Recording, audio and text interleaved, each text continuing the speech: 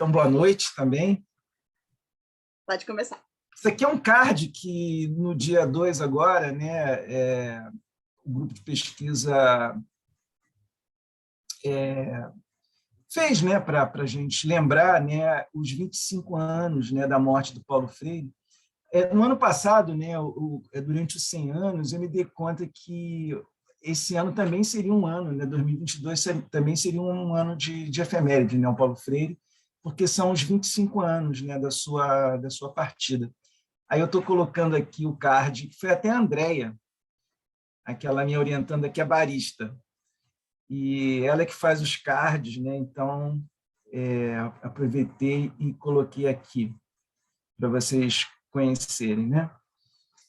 Eu vou voltar ao slide da semana passada, porque eu acrescentei até umas imagens e eu quero começar a aula, então, com elas.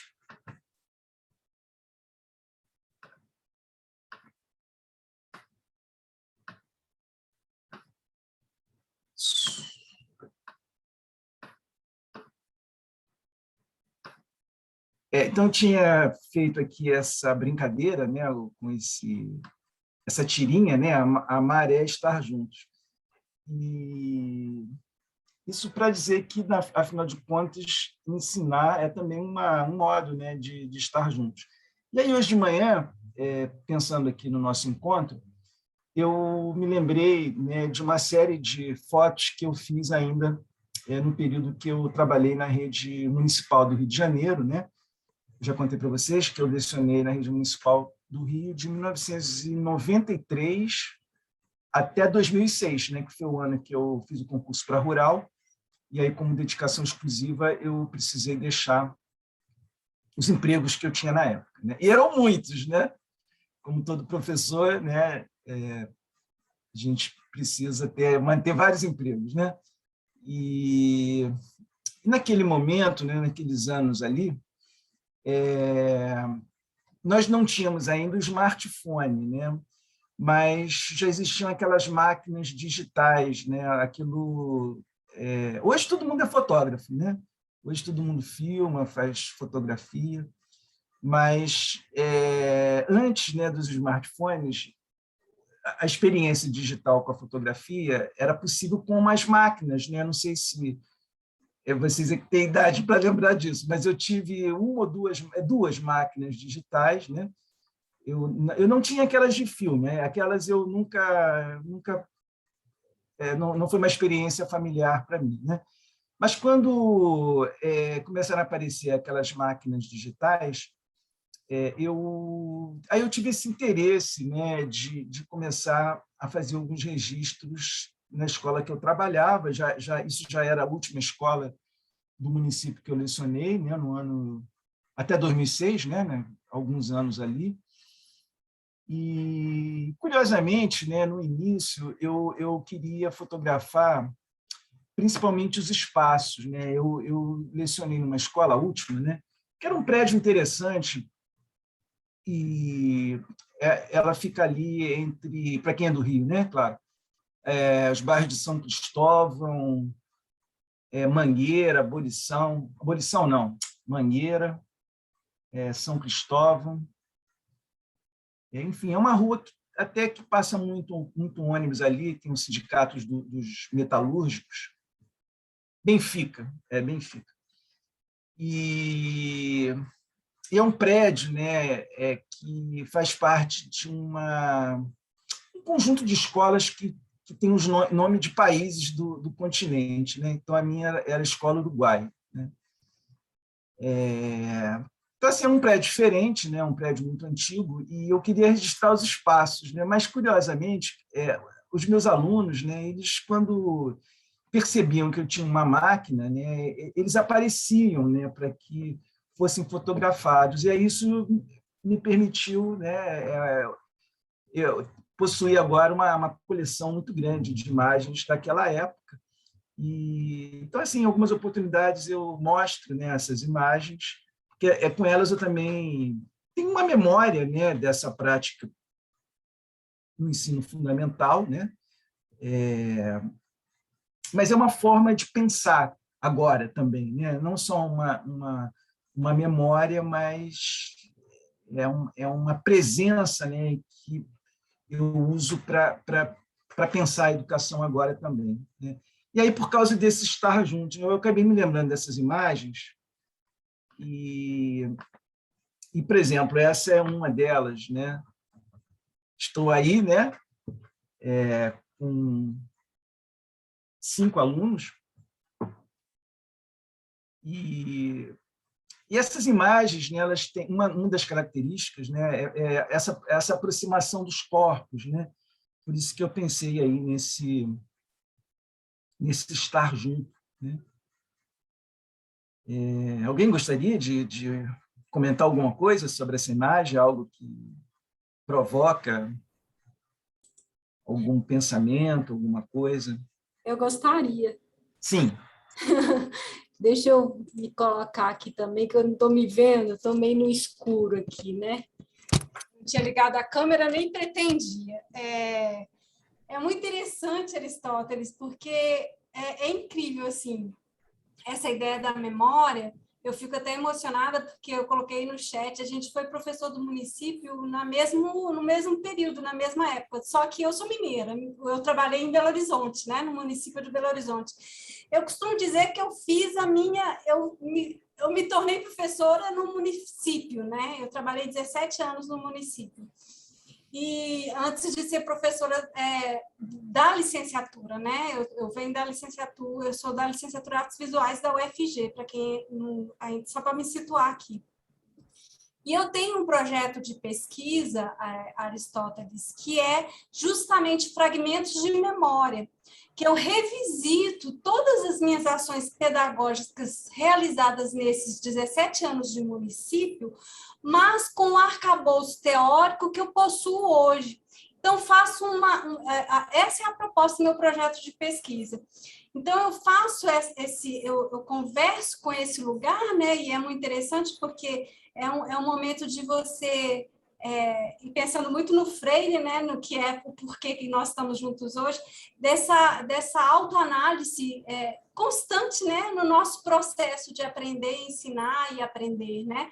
Então, revisitar esses lugares e essas experiências com esse olhar de agora é enriquecedor e foi fundamental para eu me construir o meu local, o meu lugar dentro da universidade, né? Que eu saio do ensino básico, do ensino fundamental especificamente, para o ensino universitário, onde eu tive muitos conflitos assim de construção de identidade mesmo, né? Que professor sou eu agora neste novo lugar? Eu não sei se você teve essa experiência, mas eu acho que o Freire, ele fala disso, né, na pedagogia da autonomia, que é essa importância da gente também se encontrar nesse lugar, né, que a gente está, né, que acho que é o lugar de fala, né, é construir esse lugar de fala, sem esquecer a nossa historicidade, né, a nossa história, porque a gente é esse ser condicionado por essas histórias que não nos determina, né? Mas que nos condiciona e nos dá possibilidades de reconstruir, de reconfigurar essa trajetória, né?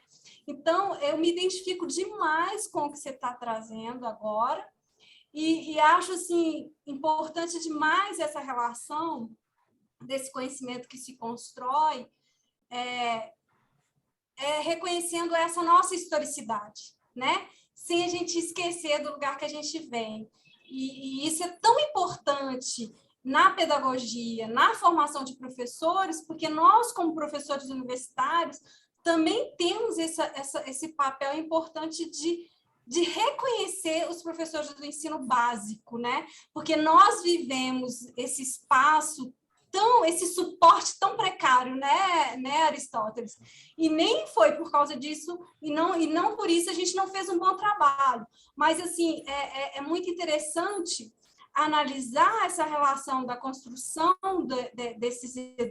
dos professores, né, dos educandos e dos educadores, dentro desses contextos históricos, sociais, reais, concretos, né? eu acho que a gente é muito privilegiado. Qualquer professor universitário que trabalha na área da educação, que tenha tido uma vivência na educação básica, é um privilégio. Eu acho que a gente a gente consegue dialogar com espaços muito diferentes, e esse trânsito ele é fundamental para essa vida na formação do professor, né? Então, é nesse sentido que eu quero dizer. Eu acho que rememorar é muito importante para entender esse lugar para entender o nosso lugar como professor, né? Entender esse espaço e poder criar essa dialógica, né? Que é esse conhecimento dialógico, não um conhecimento polêmico, né, que o Freire fala no Pedagogia da Autonomia, mas que a gente não tem que ser polêmico, a gente tem que ser dialógico, conversar com essa diversidade, com essas diferenças, e a partir daí construir, sim, esse mundo que ele diz que criticam tanto, né, porque a parte de Freire, muitos pensam que ele é muito utópico, mas eu acho que ele é muito pé no chão, ele é muito real, né? Ele aponta outra possibilidade de ver e estar no mundo, sobretudo no contexto da educação. Então, eu acho incrível, assim, quero ver mais suas fotos aí. Eu me identifico demais. É interessante, né? Eu já tive a oportunidade de observar, participando de eventos, que, assim, quando nós somos apresentados, né? Então, mestrado nisso, doutorado naquilo, publicou isso, publicou aquilo, e, no entanto, né, essa trajetória ela escapa, né? Mas é aquilo que eu mais prezo, né? Na verdade, a minha formação e a minha curiosidade, enfim, esse estar junto a ele foi fundamental, né? Não é muito fácil fazer uma foto como essa, a não ser que você tenha familiaridade, a não ser que esse estar junto realmente aconteça, né? Reparem que eles estão absolutamente descontraídos, né? Sorrindo, né? Quer dizer, é um momento do cotidiano que, se você não faz parte, né, daquele lugar, não é uma foto fácil de fazer, não, né? Agora, as fotos elas permitem pensar muita coisa, né? São imagens que, mais tarde, também eu fui pensando em coisas que não exatamente no momento que eu fiz a fotografia, né? Essa imagem, né? Por exemplo, percebam a janela, né? Eu disse que era um prédio antigo, né? É uma escola em que as janelas elas são muito altas, né? Os alunos eles ficam sem contar. A ideia é essa, né? Assim, não havia um contágio, né? do mundo externo, né? Então, isso é algo para pensar, né? Às vezes esses estudantes passam pela escola, os professores também, e não problematizamos, né? Não discutimos, né? o próprio espaço, como que ele interfere naquele cotidiano. Eu vou mostrar o seguinte. São fragmentos que nos remontam várias formas de pensar, né, Aristóteles? E o mais legal é que, quando a gente revê essas imagens, evidentemente, a gente está revendo com aquilo que a gente é agora, né? Que seria muito diferente de falar delas naquele momento vivido. Então, essa construção desse discurso, que é reflexivo e que pode ser muito crítico, né? É muito rico, assim, eu acho que, para o contexto da educação, né? E trazer esses espaços que o Freire ele chama de suporte, né? É muito legal, né? Esse suporte aí que existe, o que se faz dentro desses espaços, é muito interessante também pensar. Então, como disse, assim, essas fotos, né? Na verdade, elas foram impostas a mim, né? Porque eu não pretendia, eu tinha mais curiosidade com o espaço, e no início eu tentei fazer as fotografias de tal modo que eles não percebessem, né, que eu tinha uma máquina e tal, mas logo ficou impossível. Então, assim, são imagens que, na verdade, eu não dirigi, né? Tem muitas como essa aqui, e eles, né, têm uma noção, né, de beleza, né, de composição. Então, assim, eu vejo como registros de uma grande beleza, né? Então, isso nos ajuda a pensar a escola pública até de uma outra maneira, né? Geralmente, as imagens que nos alcançam, né, da escola pública, frequentemente, são essas notícias, né? Por exemplo, de agressão. Tudo isso existia, não era fácil para mim lecionar na época também. Tinha as dificuldades comuns, né, a todos os professores e professoras. Na semana passada, há 2 semanas, né, uma orientanda minha no doutorado me contando como que está difícil para ela na rede pública, muita agressividade, ela se sentindo muito vulnerável. Então, eram coisas que eu também sentia e posso compreender perfeitamente. Não estou dizendo que esse espaço ele é só beleza, né? Mas eu quero dizer que nele a beleza também acontece, entendeu? Aí eu acho que a gente não deve perder isso de vista, né? Senão a gente fica com essa imagem também de uma experiência sempre muito pobre, né? Como se só existisse agressividade, né? Como se aquelas pessoas não estivessem ali disponíveis para uma outra coisa. Então, eu acho que essas imagens como essa, isso nos proporciona um pensamento, né, mais profundo, né, a respeito dessas pessoas e o que elas, né, podem proporcionar nesse estar junto, né? Eu tenho muitas imagens, eu vou deixar para o próximo encontro, eu prometo trazer um pouco mais, né? Porque eu acho que elas são sempre oportunidade para falar. Mas, geralmente, quando eu mostro, aí elas rendem, né, 1, 2 horas inteiras. Porque Mas elas... esse é o poder da imagem, né, Aristóteles? Eu trabalho com é. as artes visuais, assim. É só colocar uma imagem que o silêncio acaba, né? Como que a imagem, ela instiga muito, né? Eu até comprei, tem fotógrafos, né, em outros países, acredito que lá eles têm condições, né, melhores para fazer alguns trabalhos. E eu tenho, por exemplo, um livro que são salas de aula no mundo todo. Um fotógrafo ele fez um registro com salas de aula no mundo todo. Tem um outro livro também importado que são recreios escolares, também no mundo todo. Deve ser então, bacana. é fascinante, porque é isso, também um olhar, né? Nós estávamos falando da formação, né, do educador. Eu acho que nós já temos hoje condições de pensar também a formação com a imagem, né? A gente tem até uma bibliografia, muita coisa.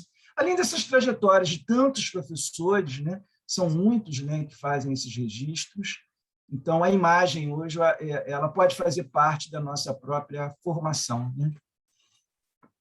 Sem dúvida, sem dúvida. Professor? Oi. Olha só, a Daniele comentando que ela também tira foto com os alunos, né? Aí eu sempre tiro foto com os meus alunos, eles gostam. Sente um carinho da professora. Fiz isso no passado em uma escola em que trabalhei tempos extras. A Luciana Câmara falou que adorou as fotos. Aí a Daniele continua dizendo que ela ficou triste porque eles sinalizaram que ela era a única professora que tirava foto com eles. E a Luciana pediu o nome dos livros que o senhor citou. Eu prometo para o próximo encontro, eu vou até fotografar a capa e coloco aqui no slide, né? São livros bem legais, né? Eu vou até mostrar um livro, são 2 volumes, né? Um livro que eu acabei de adquirir, muito caro, de imagens, foi traduzido, né? Eu mostro, assim, foi R$320, né? Assim, é coisa que a gente compra porque é apaixonado mesmo. Mas é uma obra raríssima, são imagens da educação no mundo ocidental. Eu prometo mostrar no próximo, porque é uma coisa que me interessa, né? Então, a gente sabe que... Me super interessa também, Aristóteles. Eu mostro na próxima... Livro, assim, tudo que tem muita imagem fica muito caro, né? Sim, exatamente. Exatamente. A edição é caríssima. São 2 volumes de capa dura, são volumes grandes. Às vezes, isso já tem até algum tipo de apoio para publicar, porque se fosse comercial, só comercial talvez ficasse ainda muito mais caro, né? Manda para a gente, sim, essas referências. Tá. Tá bom. Então, são questões assim que têm a ver com a afetividade, com as emoções, né? Que o Freire, no finalzinho do primeiro capítulo da Pedagogia da Autonomia, ele fala, né, que a gente fala pouco dessas questões, né? Da emoção, da afetividade nas relações cotidianas entre educando e educador, né?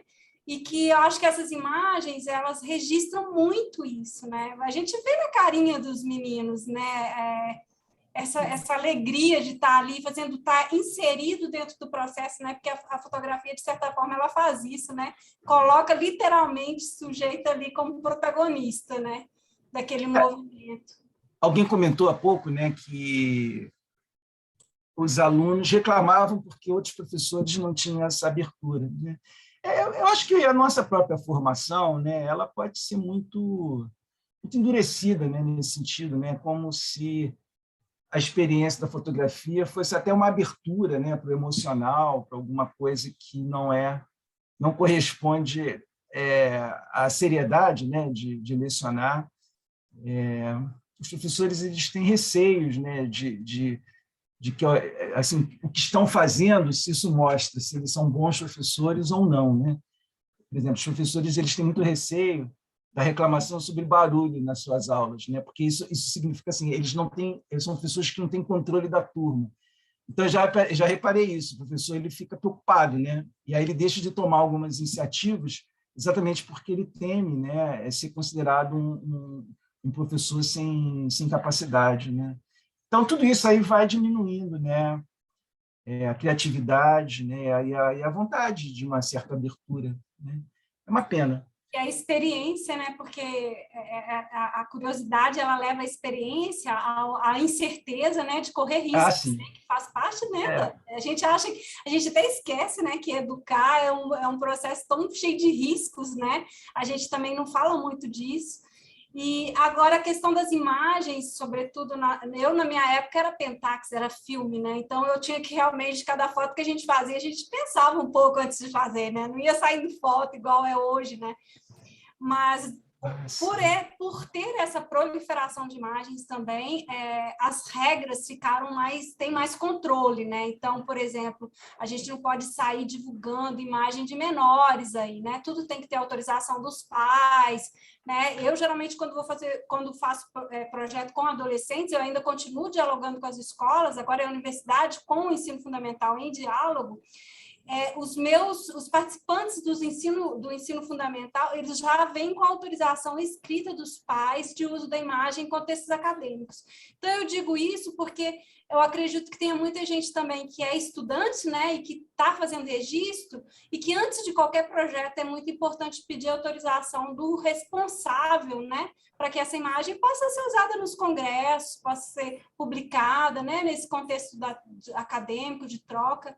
Então, é bacana a gente também, as regras endureceram porque as imagens proliferaram de uma tal maneira que, sendo colocado em contextos complicados, podem aí acabar com a vida de um professor, né, ou trazer muitos problemas. Então, é muito importante também.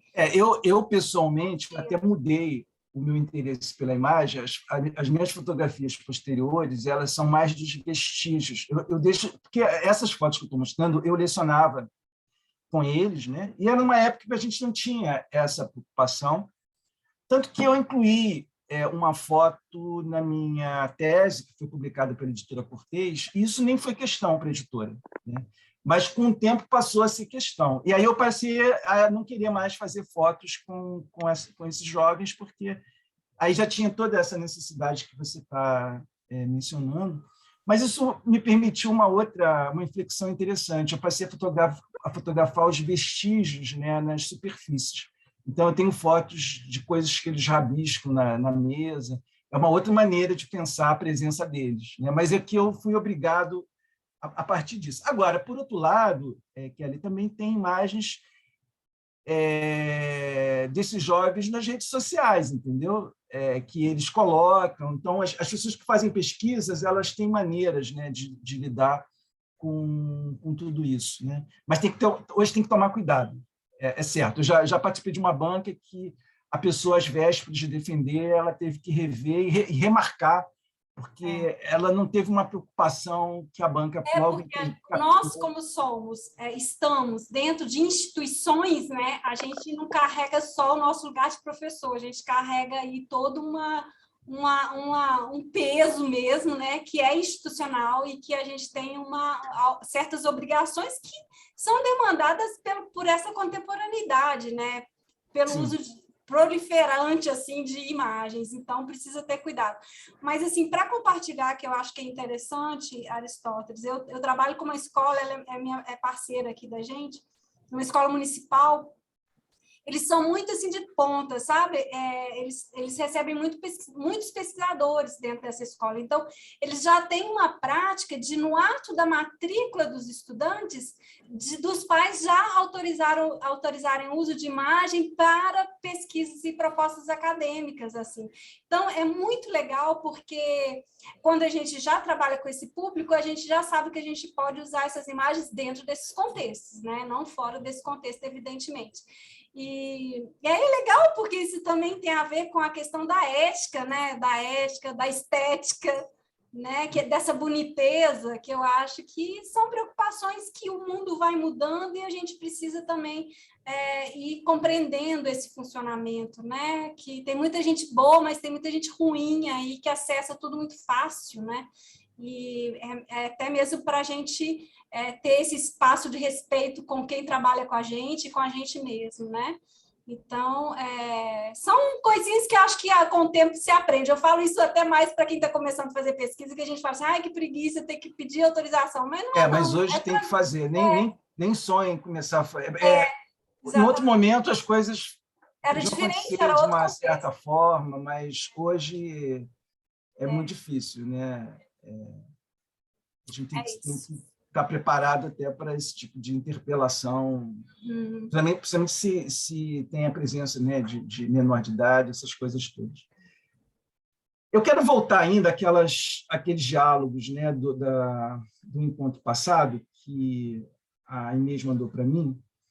E, por exemplo, o Paulo ele lembrou a história da cerveja, da menina com a latinha, e aí ele pergunta como incluir na formação docente uma relação das práticas pedagógicas com o cotidiano, né, dos alunos e alunas. Eu acho que hoje tem uma experiência que é... me esqueci o nome agora, peraí. Não é o estágio, é uma coisa que médico faz também. Escapou a palavra agora. É uma residência pedagógica. Residência, obrigado, exatamente. Então, eu não trabalho com a residência pedagógica, mas eu, observando os meus colegas professores que trabalham, é algo que eles aprovaram muito, né? É uma presença, né, desses estudantes, né, desses estudantes de pedagogia, das licenciaturas, nas escolas, que eu acho que favorece esse contato com o cotidiano, né? Porque quando começamos a lecionar, os acontecimentos, né, eles são bem diversos daquilo que nos preparamos, né, com didática, por exemplo, né?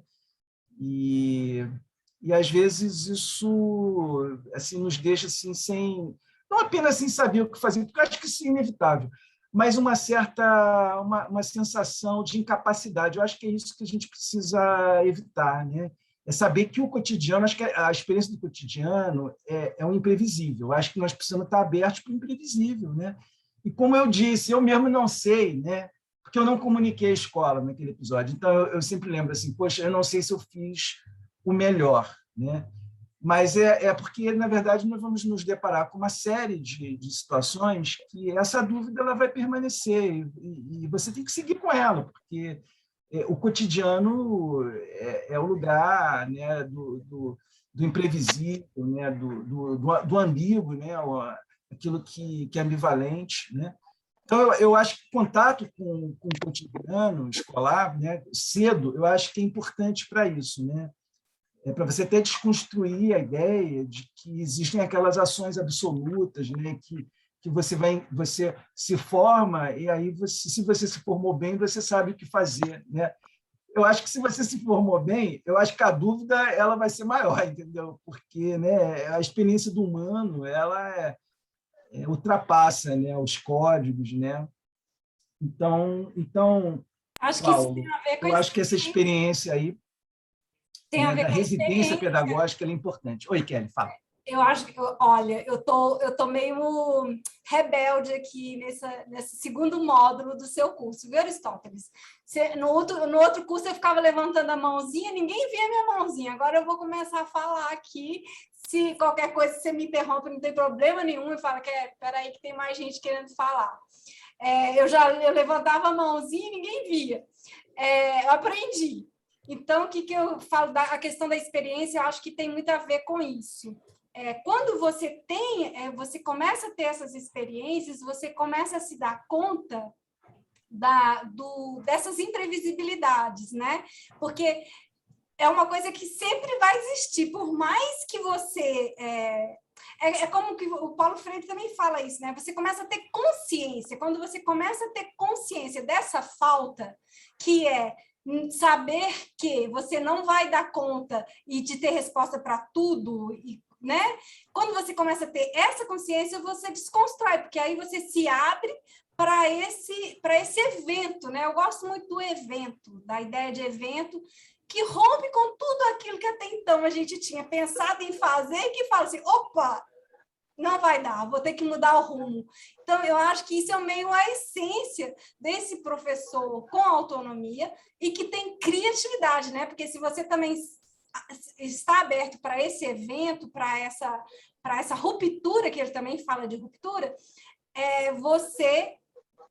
isso significa que você também é um sujeito criativo, né? Porque a criatividade é isso, ela que te move, ela que te transforma, ela que está aberta a essa ruptura, a visualizar essa ruptura e a desenvolver alguma coisa que nunca acaba, porque é inacabado mesmo, né? É isso que é a vida, né? A vida é o inacabado. Então, eu acho sensacional isso. Embora saibamos, né, Aristóteles, que a universidade cobra da gente o começo, meio e fim das coisas, né? Muitas vezes a gente tem que brigar para ter o direito a ser criativo, né? Porque o sistema é muito mecanicista, né? Muito estruturado, e ele limita muita gente. Mas eu acredito que nas brechas mesmo, eu acho que sempre a gente precisa subverter esses espaços também, né?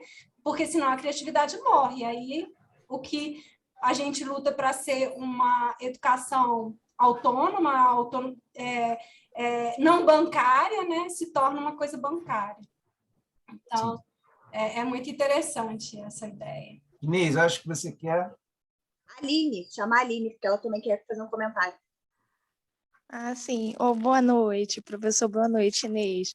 Então, eu estava até refletindo uma parte, voltando para o primeiro capítulo novamente, ele até fala no trecho, deixar claro que, embora seja meu interesse central considerar neste texto saberes que me parecem indispensáveis à prática docente de educadores e educadoras, além de ele se referir aos críticos e progressivos, ele também se refere aos educadores conservadores.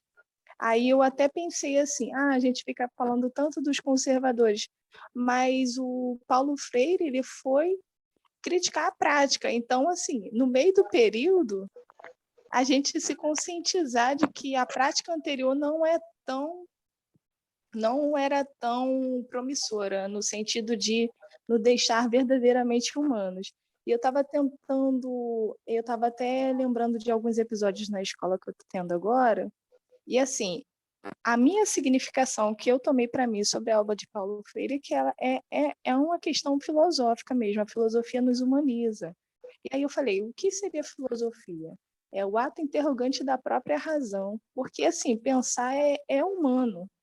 Se a gente tirar essa essência do pensamento dentro da nossa prática, a gente acaba virando essa questão mesmo de transformar o nosso aluno em um depósito, não ver ele como um ser humano e também agir como um robô. Aí eu fiquei pensando assim, cara, tem vezes que a gente sai de uma sala de aula e a gente fala assim, poxa, nossa aula foi horrível. Mas só de a gente pensar nesse momento, a gente vai tentar fazer a próxima melhor ainda. E mesmo assim, não nos cabe a nós, às vezes, analisar o resultado, porque o resultado vem depois. eu fiquei pensando assim, cara, e teve uma vez que um aluno falou assim, tia, ele tá falando palavrão. Aí eu falei assim, ai, o que que ele falou? Aí ele falou, tia, não sei o que, eu falei, só merda. Eu falei assim, gente, eu passei isso na minha cabeça. Será que eu falei essa palavra aqui na sala? Porque como é que eu vou corrigir um aluno se eu falei errado? Eu geralmente não xingo. Aliás, eu não xingo, mas eu já falei merda. Mas na sala eu nunca falei. Eu falei assim, gente, eu vou corrigir ele, mas tomara que eu não faça isso também. Mas, assim, é um ato constante de a gente analisar até as nossas próprias práticas. Assim, é interessante, mas é um ato muito reflexivo também. Eu acho que a gente precisa pegar leve com a gente mesmo, né? Se verdade. Pois é, porque não é difícil o professor ele entrar, né, nessa coisa de ficar avaliando, né, o seu próprio trabalho a cada aula e talvez procurando sinais, né, se o que ele fez foi aprovado, né, ou não. Enfim, eu acho que esse tipo de opressão, né, ela dificulta, né, a gente acreditar no nosso próprio trabalho e ter paciência para ver os resultados, né? Eu acho que o tempo, a gente tem que ter uma outra experiência com o tempo. Essa coisa de a gente terminar uma aula já se perguntando se foi uma boa aula ou não, é uma pressa que nos leva para a depressão, entendeu? É Sim, sociedade do exatamente. cansaço, isso aí não tem como a gente aguentar um negócio desse, né? E, professor, com licença, falando sobre essa questão do boa aula ou não, isso é muito variável, né? Porque, de repente, para você, com a sua análise de docente, a sua aula foi um lixo, uma porcaria, mas o aluno super curtiu. Para ele foi divertido, para ele teve um momento de reflexão dele, ele aprendeu. Então, a gente, às vezes, acredita que a gente não está cumprindo com os objetivos ou não está sendo didático o suficiente, e eles estão adorando. Então, eu acredito que tenha isso também. O senhor está falando sobre isso, e, assim, eu levei anos para entender isso na minha vida. Eu acho que o professor ele nunca sai dessa postura de aluno, né? É uma relação que acaba se misturando a todo momento, porque o professor ele está como aluno, sempre, ele está sempre aprendendo uma coisa nova. E o aluno também está como professor, porque ele também está ensinando coisas novas para a gente a todo momento. Então, eu acredito que quando a gente sai dessa coisa do eu estou aqui só para ensinar, é só o burocrático, é essa educação bancária mesmo, isso mesmo que é o capítulo 2, né, que não é só o transferir conhecimento, quando a gente sai desse espaço de que professor é o detentor do conhecimento e o aluno é quem está ali só para aprender e repetir, né? As coisas ficam mais fáceis. Eu acho que a questão não é só um professor ter essa questão dessa análise, mas também mediadores, orientadores, as pessoas que trabalham no processo educacional, porque para a gente, como professor, a gente está dentro disso, a gente vê isso o tempo todo, a gente consegue visualizar como as coisas se alteram, como as coisas mudam ao longo dos anos, ao longo do tempo.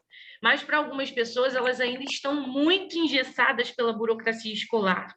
Então, eu acredito que para eles seja mais difícil, de repente, para uma direção, para uma orientação, às vezes, é muito difícil lidar com essa visão do professor, né? De que não é bem assim, não é sempre assim, porque eu trabalho em duas escolas, uma construtivista e uma tradicionalista, e eu consigo ver claramente, né, onde essa linha que é tênue, que também não é tênue, ela se cruza.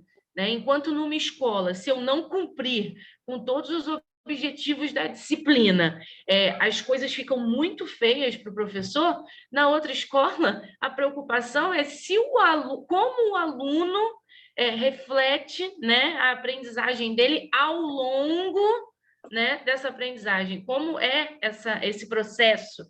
Né? Então, a gente não visa o resultado, a gente visa o processo.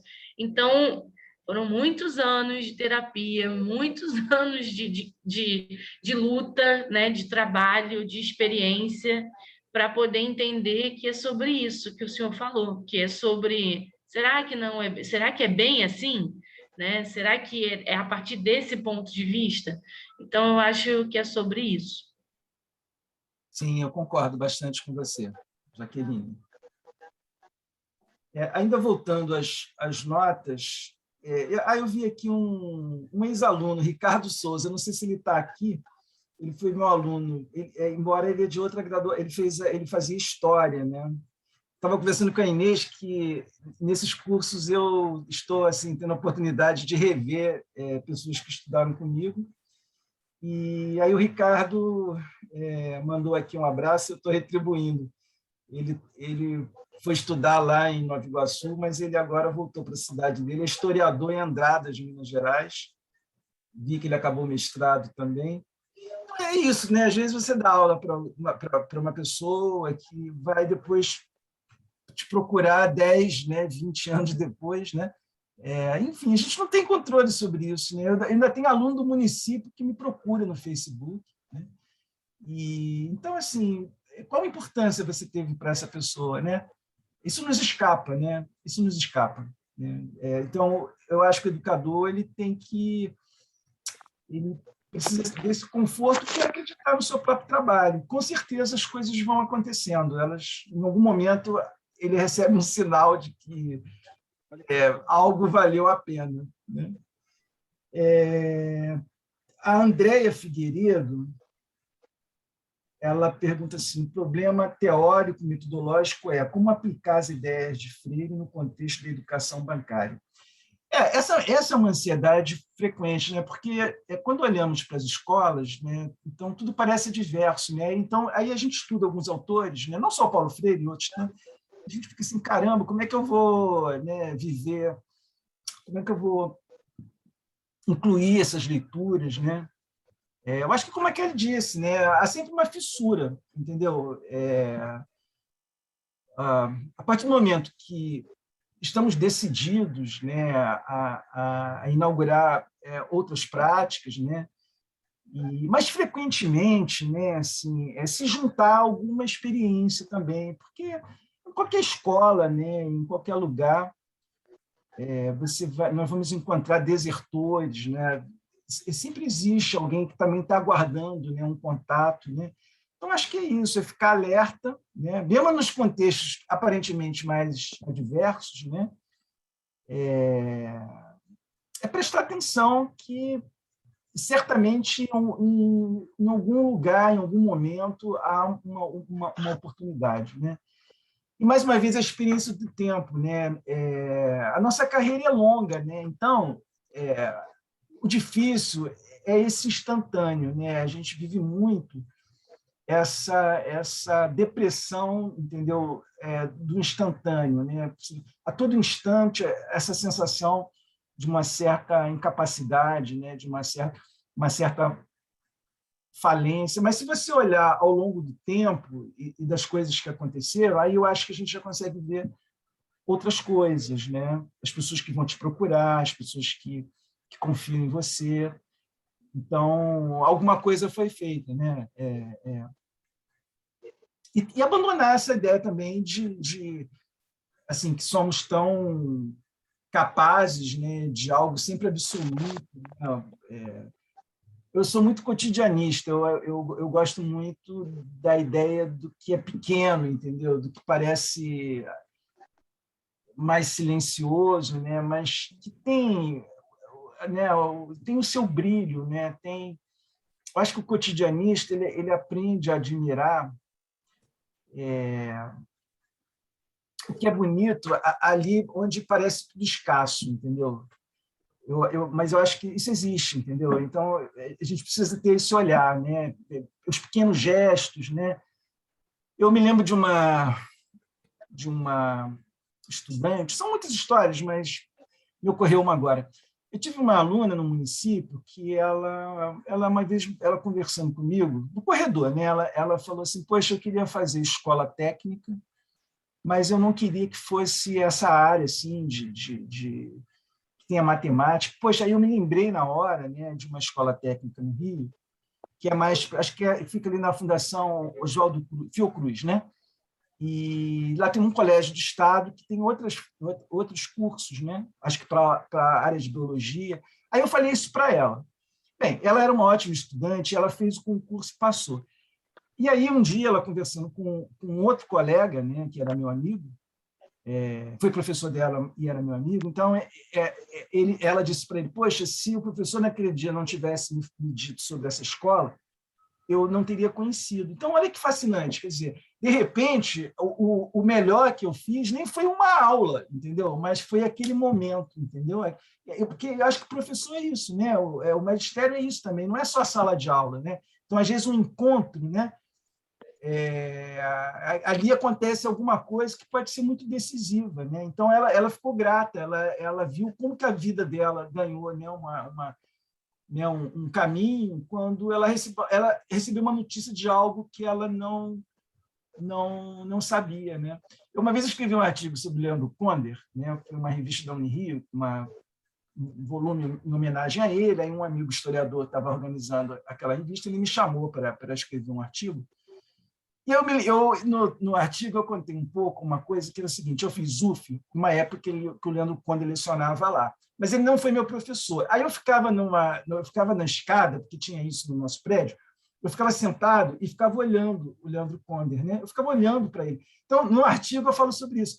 Então, eu acho isso fantástico, quer dizer, como é que alguém exerce, né, algum poder formativo e, no entanto, como é que acontecia isso? É claro que eu li os livros dele, continuo lendo, mas era importante ficar olhando para ele, entende? Ficar sentado olhando para ele, né, admirando, pensando, nossa, esse cara é fantástico, né? Eu tenho que estudar um pouco assim, né, para quem sabe, né, acompanhar, né, essas grandes capacidades intelectuais, né? Então, eu acho que o professor, né, a professora, pode exercer uma capacidade, às vezes, assim, até inconsciente, né? Você pode estar em pé, alguém olhando para você e ali já existe alguma coisa que faz parte da formação, né? Então, assim, não tem como governar, né? Não tem como controlar tudo que acontece, e nem é só a sala de aula, né? Mas em todo o contexto, né, da educação, que é muito além, né, da sala de aula, né? E que às vezes nem é a sala de aula, né? A minha experiência, pelo menos na universidade, eu gostei muito mais do corredor, entende? E desses momentos, né, de ócio, né, que era ficar olhando e talvez sonhando, imaginando, fabulando, né? É importante esse momento também, né? E às vezes os professores eles aparecem para a gente de um modo que ele nem sabe que está aparecendo, né? A gente não tem controle sobre isso, né? A gente não tem controle sobre isso. Uma aluna uma vez me contou também, isso tem muitos anos, que ela tinha sonhado comigo e que eu era um médico, né? E era um médico terrível, né? E aí no parto ela chorava muito. Quer dizer, isso aí, gente, só indo para o psicanalista, né? Porque é uma história, né, cheia aí né, de elementos do inconsciente. Mas então, você não tem controle, você é capaz de aparecer até no sonho, né, de alguém, né? E mesmo quando essa pessoa nem imaginou, né, que poderia sonhar contigo. Acho que o professor é um desses trabalhos, né, que a gente não tem controle sobre a nossa própria imagem, né? Serino. Porque elas caminham por aí sem que a gente saiba, né? Eu me identifico muito com essa sua ideia aí, que a gente está muito preso nesses instantâneos, né? Sobretudo agora, que é tudo muito imediato. Nossa, isso adoece, de fato, a gente, né?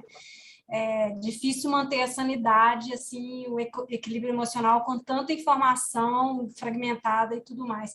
Mas eu acho muito interessante, pegando mesmo o viés do que o Freire traz, né, que é o saber certo. Eu achei, quando eu vi a primeira que eu li assim, né, saber certo, eu falei, caramba, que exatidão, né, para uma pedagogia da autonomia, e ele é muito seguro, e é muito bom que a gente tem com quem nos respaldar, né, falando assim de saber certo, que não foi eu que falei, foi Paulo Freire, a gente... É uma linguagem muito freiriana, essa passagem aí, ela sempre causa algum desconforto.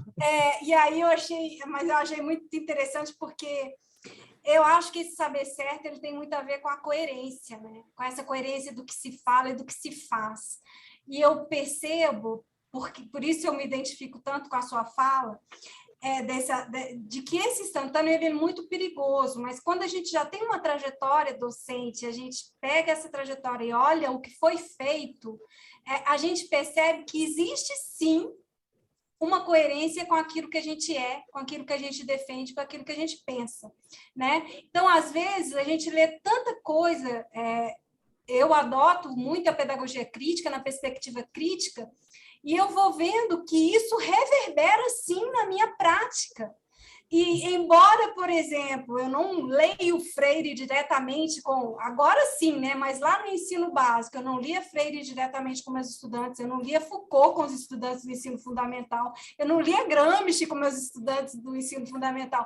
No entanto, eles, na nossa prática e nas nossas experiências, estava tudo isso ali, né? Existia uma coerência com esse educador, uma coerência com esse educador, com a formação desse educador e com aquilo que ele acredita, né?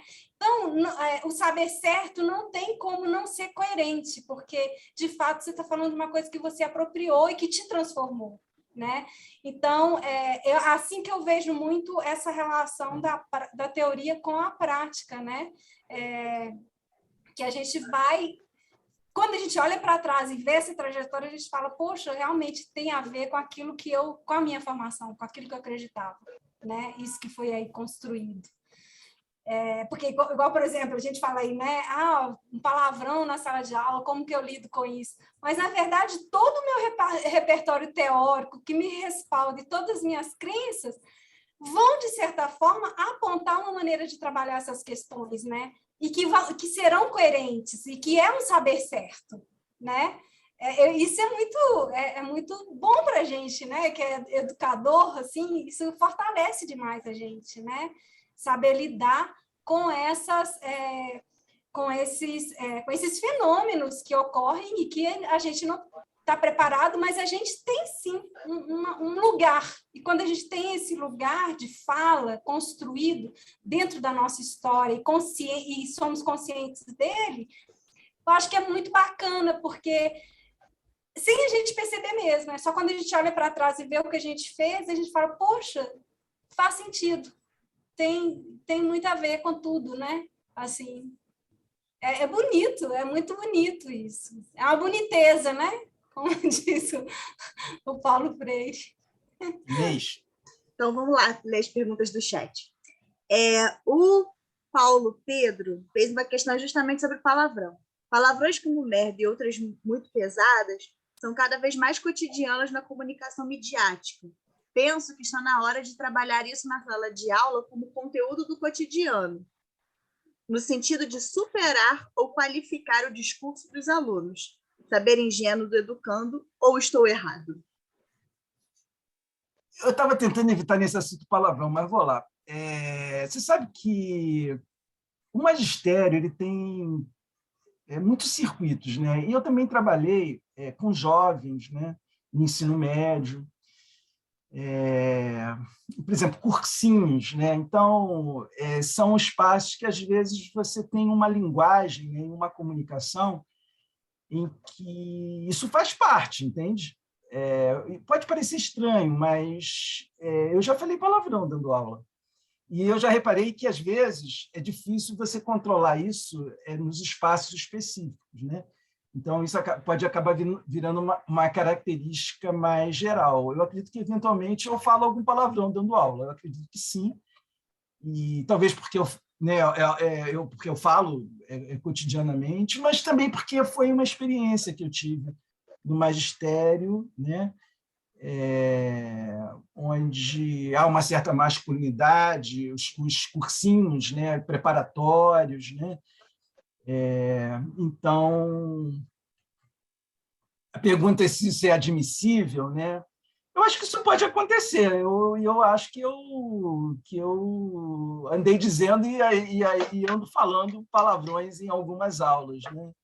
Mas imagino que com alguma boniteza, né?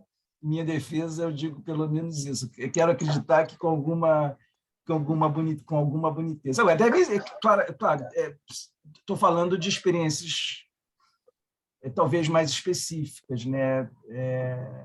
Talvez quem trabalha com educação infantil, essa não é uma coisa que tenha ocorrido, mas a experiência do magistério ela é muito ampla, né? E tem alguns circuitos que faz parte, né? Bom, poderia não fazer, tudo bem, mas faz parte de uma comunicação, né, um tipo de resenha, entendeu? Em que algumas expressões que algumas pessoas podem considerar inaceitáveis, elas, pelo contrário, elas são bem comuns, né? Eu não sei se eu respondi o que o Pedro queria, mas me ocorreu isso, entende?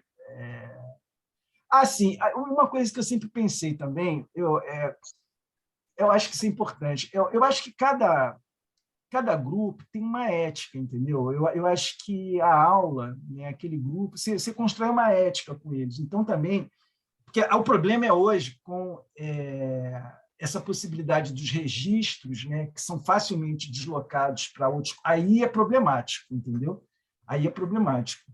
Porque é isso, se você está dentro de um grupo e ali tem uma certa ética, então a gente sabe do alcance das coisas.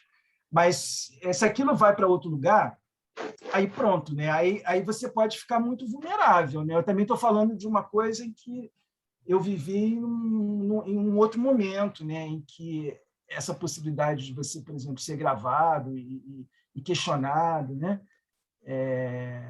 Aí talvez a vigilância, eu acho que talvez ela seja um pouco mais importante, né? Porque é isso. Eu acredito que a sala de aula, a relação, ela tem uma ética, entendeu? Mas é uma ética que não é universal. Ela é uma ética que é construída. Né? Eu, quando lecionava ali para aquelas turmas, eu tinha brincadeiras com os meus alunos, né? Algumas brincadeiras elas eram físicas, né? O aluno ele me agarrava, ele fazia força, entendeu? Então, são coisas que, fora daquele instante, aí aquilo pode ficar meio esquisito, né? As pessoas podem não entender, mas eu acho que isso faz parte de uma atividade que é de muita humanidade, né? E que o contato, algum modo de contato, isso faz parte, né? Mas hoje eu acho que precisa de essas guerras culturais, né?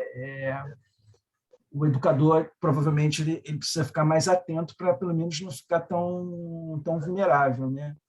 Que se sai daquele lugar e aparece sim instantaneamente, já com a pretensão da perseguição, né? De interpelar, aí pode ser muito difícil você justificar, né? Oi, Inês. Agora vai ser um diálogo, que foi muito interessante sobre essa questão do palavrão. A Silvia comenta: hoje o palavrão tomou conta das escolas desde as séries menores a maiores. Eles falam sem aquele sentimento de culpa. Aí a Andréia comenta: Silvia, porque faz parte do dia a dia. Aí a Silvia concorda e a Andréia comenta: e quanto não tem do nosso autoritarismo? Lembrei uma coisa, quer ver? Uma coisa, eu me lembro que alguns alunos mais difíceis eles xingavam, né? Então já aconteceu assim, do aluno me xingar de uma coisa assim que assim, é intolerável. Mas no dia seguinte ele já está se correspondendo com você de uma outra maneira. E aí você pode entender, poxa, então aquele xingamento não era tudo isso, né? Quer dizer, falar palavrão é diferente de xingar. Eu também não estou dizendo que o xingamento, enfim, a gente deve deixar de proibir, não é isso. Mas é porque existem lógicas nos lugares que, às vezes, é preciso um pensamento antropológico, entendeu? Senão fica muito moralista, né? Enfim, eu acho que o magistério ele exige muitos saberes, né? Não é tão fácil, né? E muita coisa, o próprio educador ele é educado enquanto atua, né? Porque coisas que ele não poderia tolerar, mas às vezes ele precisa de um pouco de paciência, entende? Isso que eu estou chamando de um olhar antropológico, um olhar, uma presença, né, que entende mais a lógica, né? Talvez, Berino, a gente resgatar essa ideia da dialógica, né? Do diálogo, porque o Freire ele sempre fala isso, que ele não fala com essas palavras, mas é o que a gente vive hoje, né, que é a tal da polarização, né, que a raiva ela é até boa, né, a raiva ela move a gente, mas essa raivosidade, esse ódio que sai da lógica mesmo, né, ele desestrutura tudo, ele desconstrói e extermina o outro, né? São narrativas que exterminam, né? Quando partem dessa polaridade, quando a gente esquece da dialogicidade, né? Do diálogo. Eu penso que, assim, para a geração que está agora, trabalhando no ensino básico, e para a gente que forma professores para esse, que vai atuar nesses espaços, os nossos desafios são imensos, porque estamos num momento histórico de muita vigilância e de uma vigilância não disposta ao diálogo, à compreensão, né, da diversidade, da diferença e dos contrários, né? Porque para eu ser eu não preciso excluir aquele que é completamente, que eu não me identifico, e o que está acontecendo é isso. Então, a gente está num lugar, sim, de vulnerabilidade, de atenção, porque também as instituições educacionais públicas, elas têm sido geridas por outras instituições, né, que têm, sim, que são moralistas, que defendem posturas e que controlam muito, né, são muito vigilantes e controladoras. O momento agora eu acho assim bem complexo, porque uma ação do professor, por mais que esteja dentro daquele contexto ali da sala de aula, né, de uma conversa até muito descontraída com os alunos, usando um vocabulário muito próximo deles, se aquilo, igual você disse, é retirado e colocado em outro contexto, pode acabar com a carreira do professor, né? Então, a gente precisa resgatar essa capacidade de diálogo, né, de compreensão e de que se aprende desse diálogo, né? Espero eu que nas próximas décadas a gente consiga chegar onde a gente tinha conseguido chegar, né? Porque a gente vai ter que fazer tudo de novo. Uma outra coisa que está me ocorrendo aqui é que também nós recebemos, né, essa agressividade e essas palavras de uma maneira muito pessoal. Só que aí eu acho que o educador ele tem que ter uma maturidade para ver que também é a figura de autoridade dele que está sendo ofendida, entende? Então, isso eu entendi com essa coisa do xingamento. Então, não é o Aristóteles que ele está xingando, entendeu? Ele está xingando o professor, né? É por isso que no dia seguinte ele pode tranquilamente se corresponder com você de uma outra maneira, né? Há um episódio que eu vivi também, que foi o seguinte: um aluno ele xingou um professor, só que o professor reagiu de um modo. O professor estava de costas, né? E aí um aluno xingou ele no corredor, e o professor reagiu de uma forma imprevista. Porque o aluno correu, só que o professor correu atrás dele, olha só. E foi atrás do aluno, e conseguiu alcançar o aluno. Aí, quando ele alcançou o aluno, ele olhou para o aluno e falou assim: pô, mas você nem é meu aluno, né? Essa foi a surpresa máxima. Por que ele foi agredido? Só que é uma rede na escola. E aí é que eu entendi isso, não é pessoal. Quer dizer, naquela rede, aquele professor ele é um professor autoritário, então ele deve ser, né, ofendido. Não estou dizendo que... Estou tentando construir uma lógica, não estou dizendo que ele deveria de verdade. Estou tentando entender o que está acontecendo, né? Então, isso mostra que não é uma questão pessoal, né? Existe uma rede, né? E que muitas vezes nós vamos figurar como inimigos, né? Mas não como pessoa, né? Assim, não é a sua pessoa, né? Porque aquele aluno na verdade nem era aluno daquele professor, mas ele era um professor, né? E ele era professor dos seus amigos, né? Então, é isso, a gente também deve evitar, porque eu acho que isso é uma certa imaturidade. Não é difícil cair nisso, não. Mas a gente deve entender essas coisas, né? Professor, Nem sempre já vou só terminar isso. Nem sempre é um conflito como se você estivesse discutindo em casa, entendeu? Mas existem outras coisas acontecendo. Depois vou contar um outro episódio, mas deixa quem vai falar é a Jaqueline?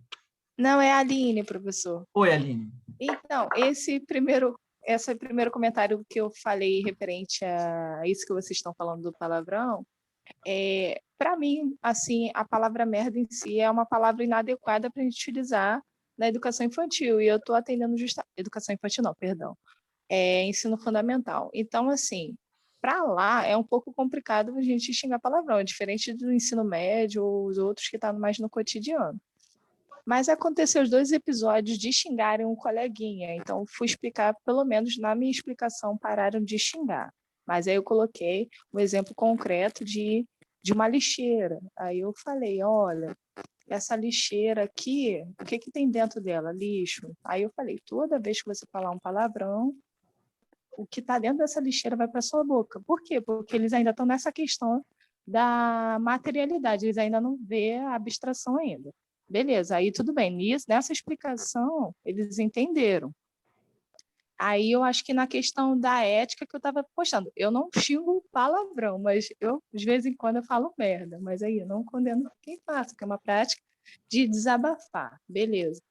Mas, nesse contexto, lembrando assim, na minha parte da infância, aqui, por exemplo, onde eu morava, quando eu escutava assim, pequeno, eu escutava muitas palavras assim, eu acho que hoje em dia ninguém mais chama disso. Mongol, chibungo, baitola, que são termos pejorativos para os gays, vamos dizer assim. Só que eu, como criança, e as pessoas se cumprimentando assim, o que você acha? Provavelmente é natural.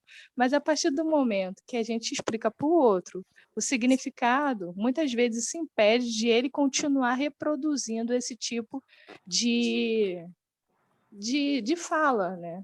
Então, basicamente, era nessa questão que eu não deixo os meus alunos reproduzirem, porque eles começam a tomar conhecimento do que eles estão falando. Tudo bem, a gente não... Aí, depois de ele souber o que ele está falando, se ele quiser continuar, ele já sabe que ele está errado. Pelo menos é a nossa função dizer o que significa. Agora, o palavrão ele chega também através das músicas, né? É um tema difícil. Uma vez eu vi como pai, né, numa reunião de professores, não, de professores, meus pais com os professores. Aí uma mãe, ela questionou a professora porque o filho, ele chegando em casa com hábitos que ele só poderia ter adquirido na escola. E então a professora, ela era responsável por isso também. Eu fiquei perplexo, né? É como se aquela criança, era uma criança, né? Não participasse de algumas redes onde certas condutas elas aparecem também, né? Não é só dentro da escola, né? Que você vamos dizer, corre o risco de aprender o que não deve, né? Essas aprendizagens elas acontecem até na TV, né? Enfim, é um tema com muitas alternativas de análise, né? Mas eu queria contar um episódio que foi o seguinte: isso também conta na minha tese. Eu estava no pátio e eu esbarrei sem querer num guarda municipal. Era uma escola que tinha uma vigilância, né? Uma escola sensível. E eu era muito jovem ainda, talvez por isso, mas eu acredito que o guarda municipal ele me olhou e ele achou que eu era aluno, né? E aí ele ficou assim me olhando com uma cara muito severa, né? Aí entra esse outro problema, vamos lá, que são as masculinidades, né? Porque aí ele me olha com cara feia e eu também não gosto, né? Então aí eu também vou retribuir, né? E cria uma tensão, né? E aí ele quando entendeu que eu não era aluno, ele queria que eu fosse responsabilizado na escola. Então ele chamou o chefe dele, né? Um supervisor dele, e ele queria que eu saísse do pátio e fosse com ele até a diretora, né? Eu conto isso na minha tese que está publicada, né? A Economia Política da Diferença, editora Cortez. Aí eu falei, não vou, eu vou ficar em pé aqui, né? E aí foi um impasse terrível, né? E quando eu vi que não tinha solução, eu dei a mão para ele, né? Assim, não, foi um equívoco, né? E tal. Aí ele apertou minha mão, mas ele apertou com uma força tal que assim ficou muito claro que se houvesse um episódio, né, de agressão, eu estava acabado, né, porque era desproporcional à força, né? Só que aí a sequência que é fascinante. Por quê? Porque aí eu vou para a sala dos professores e aí um outro guarda municipal entra na sala dos professores e pede desculpa. Ele disse que ele tinha visto tudo e ele desaprovava o gesto do seu colega, né? Ele desaprovava o gesto do seu colega. E depois eu fui entender mais daquele acontecimento. Algumas coisas são. Na verdade, aquele guarda municipal ele tinha sido servente na escola e devia sofrer, né, a condição subalterna. Então, quando ele retorna como guarda municipal, aí ele pretendia exercer um certo poder, né? E aí eu medito o seguinte, que, apesar de tudo, quando termina, né, a jornada, eu vou para casa. Eu vou para casa. Só que aquela tensão que eu vivi ali, ela continua ali com aqueles personagens, né?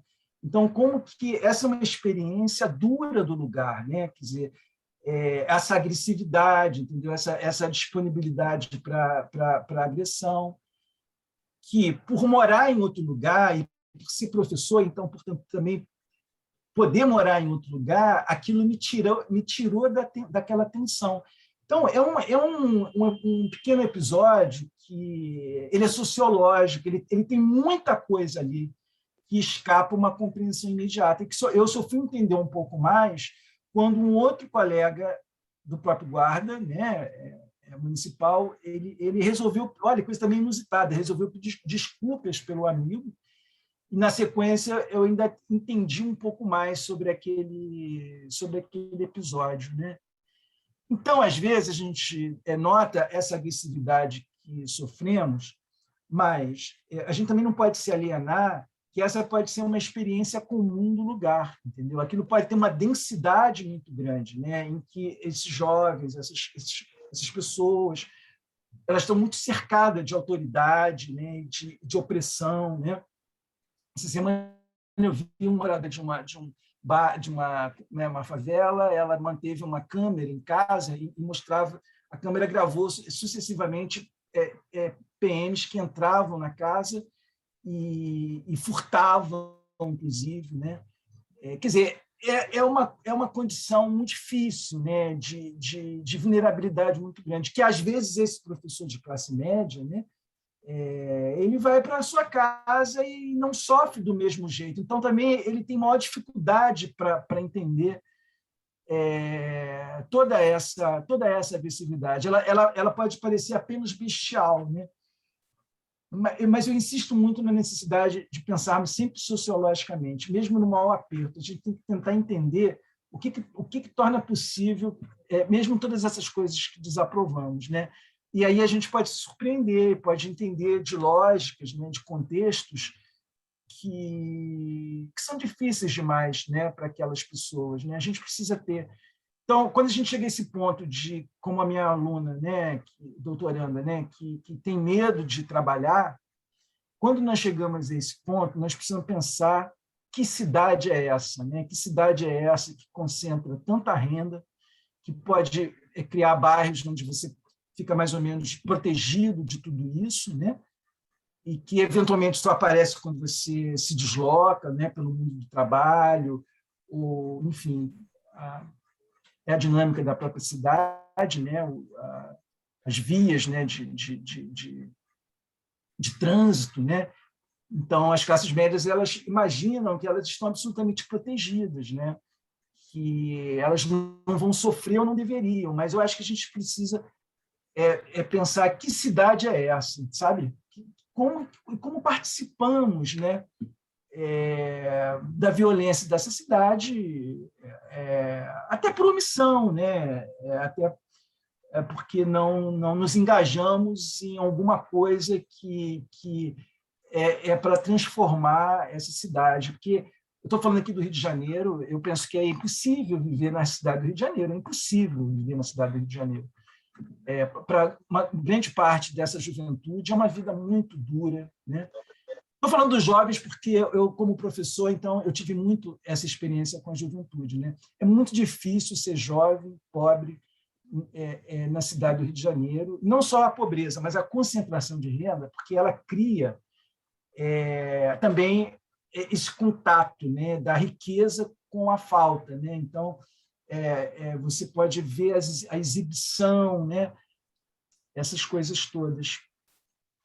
O meu filho mais velho, mas ele um pouco mais jovem, quando ele teve o seu celular roubado, né, ele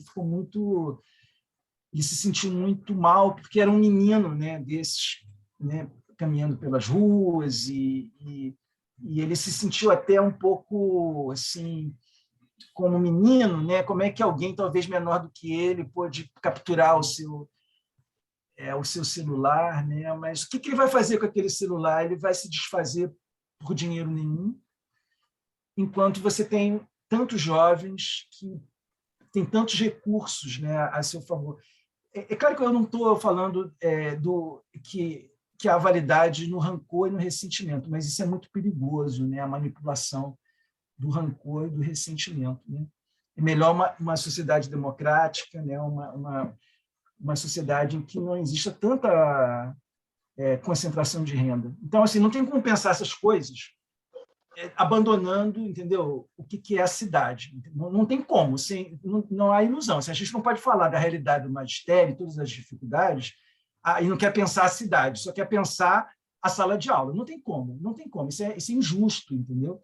Isso é injusto. A gente sabe disso, entendeu? Muitas vezes os nossos filhos estudam em escolas caríssimas, entendeu? Dispõem de recursos absolutos, enquanto você tem uma grande parte da população com muito pouco, né? Então isso é insuportável, né? Isso é insuportável, né? Então é preciso ter dignidade aí também, né? E pensar de forma profunda tudo isso.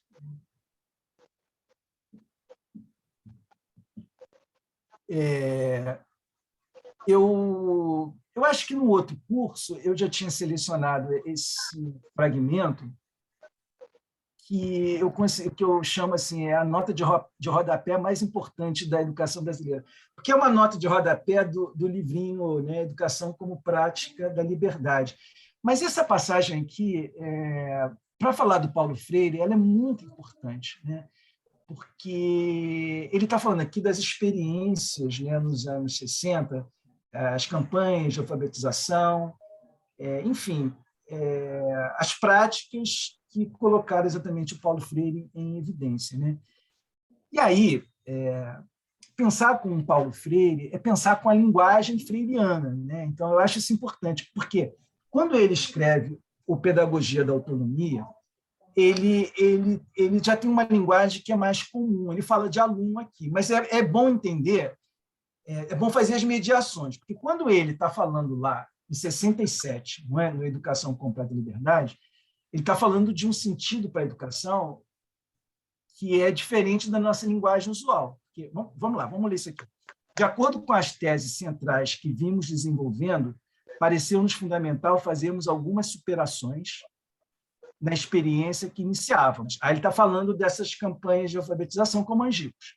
Assim, em lugar de escola, que nos parece um conceito entre nós demasiado carregado de passividade em face da nossa própria formação, contradizendo a dinâmica fase de transição, lançamos o Círculo de Cultura. Aí tem que fazer uma observação, né?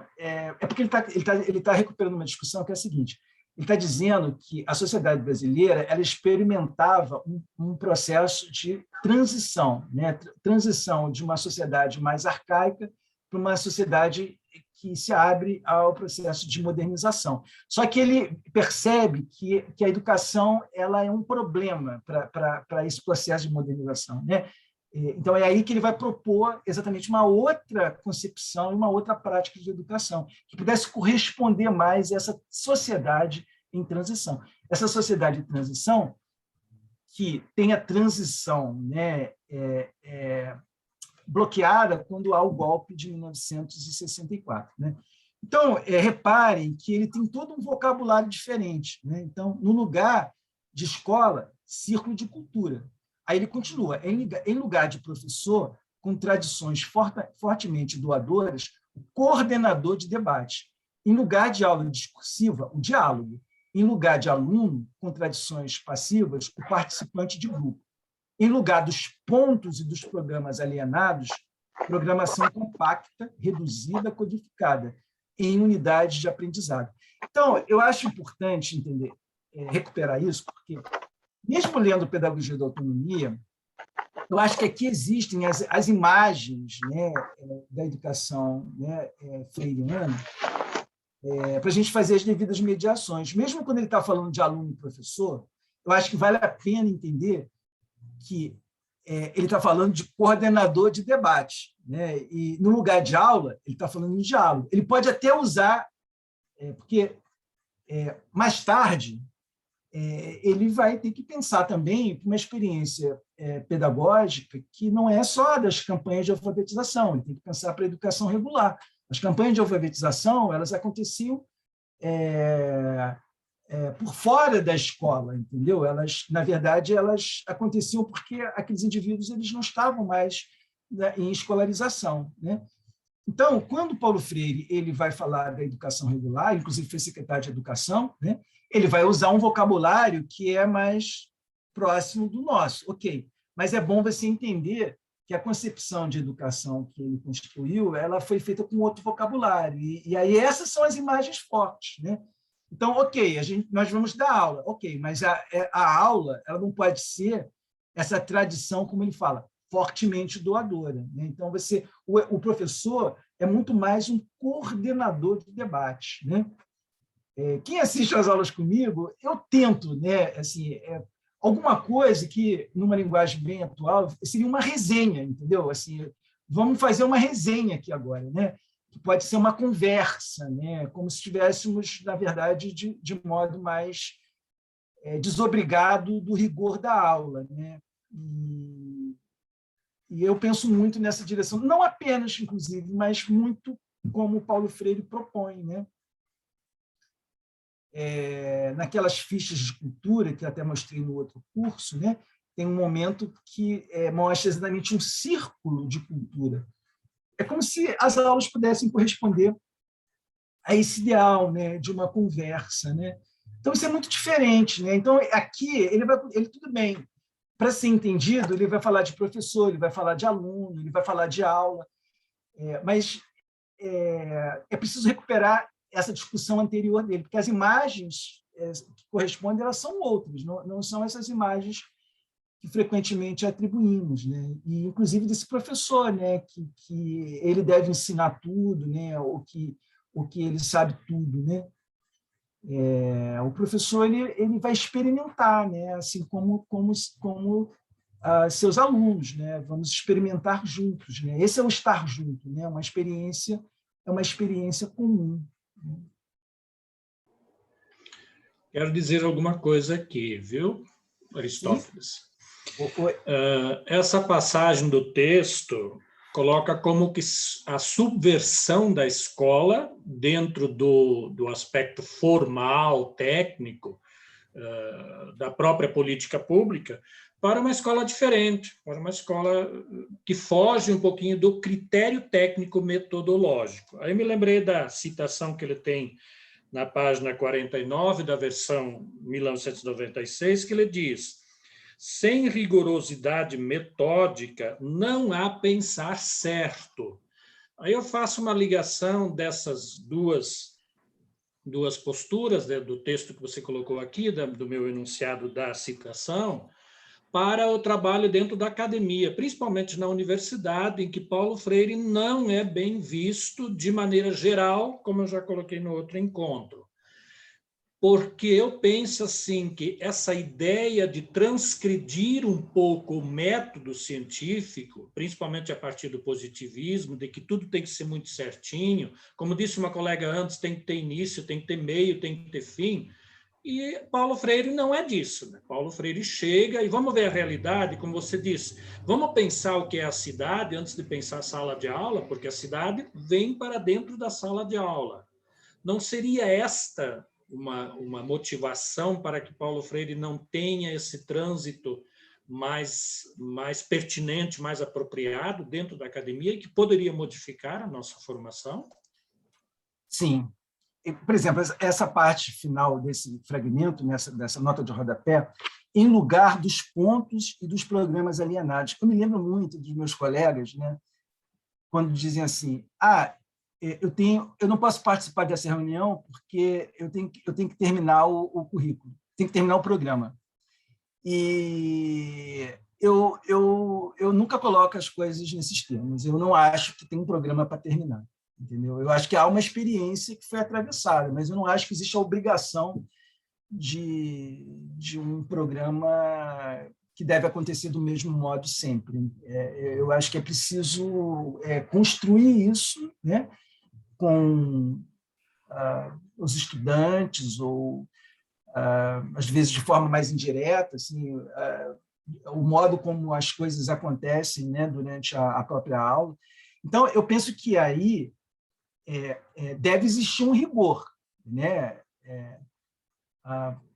Que nós colocamos, né, na mesa, eu acho que isso precisa ser coerente, né? É preciso ser um pensamento consistente, né? Com alguma finalística, inclusive, né? Mas não corresponde à obediência a um programa, entendeu? Eu acho que não deve, né? Inclusive, tem uns depoimentos muito interessantes do Denival Saviani, da experiência que eles tiveram em comum, né? Quando o Saviani ele observa isso, né? Ele até diz, né, assim, puxa, parece que o Paulo Freire ia dar aula sem ter preparado a aula, né? E eu acho isso muito fascinante. Eu me correspondo mais com essa ideia. Agora, é isso, cara. Isso deixa a gente muito vulnerável à acusação de que há espontaneidade, entendeu? E eu acho que o artista tem método, né? Porque aí eu penso que o que há aí é uma certa arte, né? Então, quando o Paulo Freire vai falar muitas vezes, né, da educação, do educador como artista, é porque ele está pensando numa outra técnica, entendeu? Não é como você falou, né? Não é essa técnica, né, de uma certa tecnologia educacional, né? Eu acho que o educador ele deve saber o que está fazendo, ainda que o imprevisto, né, aconteça, né? A gente deve estar preparado para isso. Mas certamente não é espontâneo, né? Quando o Paulo Freire fala em conscientização, né? Quer dizer, há uma finalística, né? Ele está pensando na relevância, né, do educando ser capaz de pensar a sua presença no mundo. Agora, como que isso acontece? Eu acho que é preciso até coragem, né? Porque se você for seguir, né, os programas, eles frequentemente não são adequados, né? Bom, estou pensando aqui, então, na realidade das escolas públicas, não é? Em que esses jovens eles têm experiências que são muito diferentes das experiências de classe média, né? Jovens que às vezes nunca foram a um cinema, né? Sequer atravessaram o próprio bairro, né? Então esse educador ele tem que estar preparado para entrar no lugar, né? E ele só vai saber do lugar no diálogo, né? Então esses jovens vão falar sobre suas vidas, né? Como é o final de semana, né? Suas experiências. Então penso que o programa, o currículo, ele deve estar atento a essa realidade, né? Ele, pelo menos, deve partir dali, né? É claro que isso coloca questões que não são fáceis, né, de resolver, porque a gente está falando de grandes redes públicas, né? A rede municipal do Rio de Janeiro tem, acho que, 1.300 escolas, então como é que isso pode ser feito? Enfim, mas é uma discussão que os educadores precisam fazer, né? Eu acho que isso é diferente dos currículos doados, né? Eu acho que a aula não pode ser uma doação, mas nem o currículo devia ser, né? Muitas vezes o currículo é o livro didático, né? Muitos professores eles organizam. Já viram aqueles volumes de professor que as editoras distribuem? Ali já vem as unidades, aquilo já vem a alienação completa, né? Aquilo é tudo o contrário do que pensa o Paulo Freire como conscientização, né, e como diálogo. Agora, é uma experiência de coragem, né? É uma experiência difícil, né? E que a gente vai precisar negociar o tempo todo, né? E que na universidade também acontece, né? Às vezes o aluno pergunta, né? Ele não vê aquilo que você está falando como uma ligação perfeita, né? com o programa daquela disciplina, essa ansiedade, né? do mundo do trabalho. Então,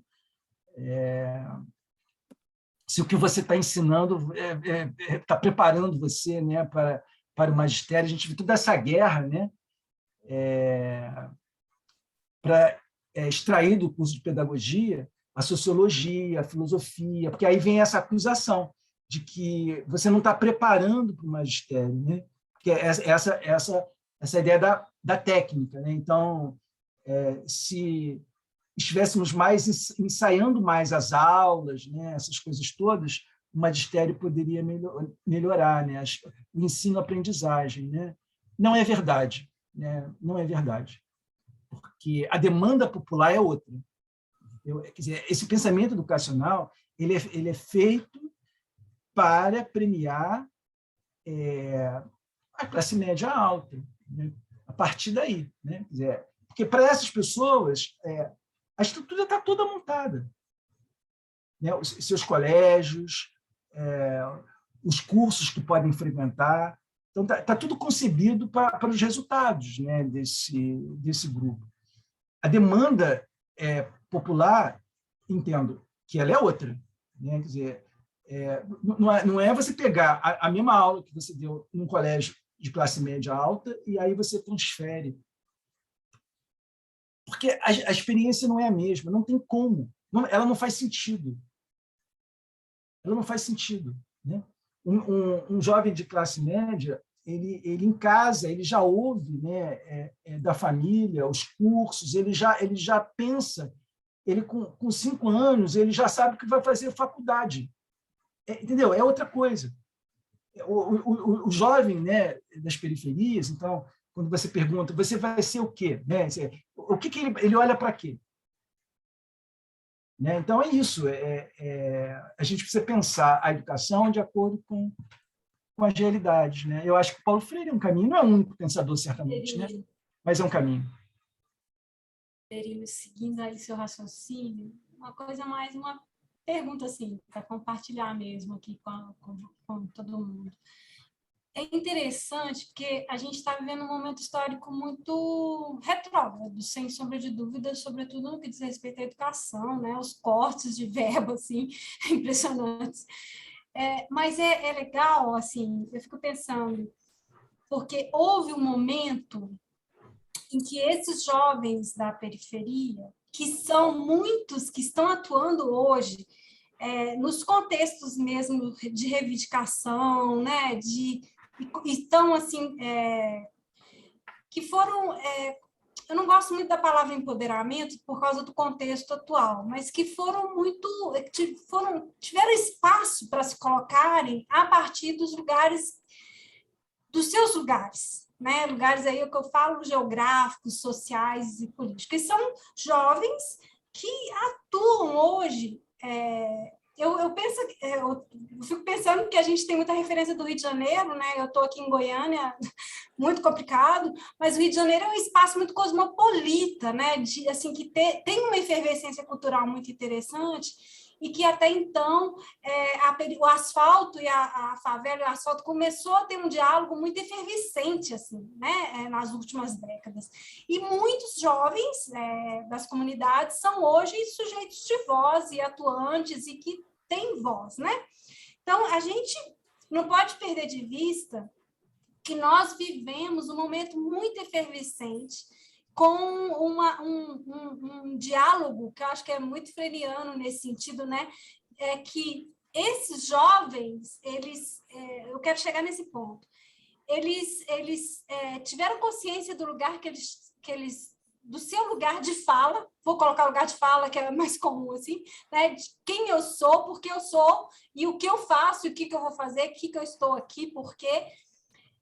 E eu acho interessante que essa coisa que Ai, Freire, ele é muito incrível, porque ele ilumina demais a gente, né? Em qualquer aspecto. Eu estou aqui pensando agora, junto com vocês, assim, com todo mundo aqui. E esse lugar de fala, eu acho que Freire fala muito disso, não é? Eu estou te perguntando assim, não é uma coisa, estou afirmando, não. Quando você tem essa ciência da sua própria história, essa consciência da sua própria história, isso te faz te dá capacidade de mobilidade, né? Então, ou seja, eu conhecer a minha própria história não significa que eu vou me mover só dentro daquele contexto que faz parte da minha história. Pelo contrário, quando eu tenho consciência dessa minha formação, e quando eu estou falando isso é de uma consciência crítica, aí vai englobar questões econômicas, sociais, relações de poder, cidade, periferia urbana, né? Periferia urbana, centro urbano, as diferenças que existem em tudo isso, né? Quem nasce no centro urbano, quem nasce na periferia urbana, quem tem mais acesso ao quê, né? Quando você começa a ter essa consciência do lugar que você ocupa, você abre possibilidade de mobilidade, de trânsito.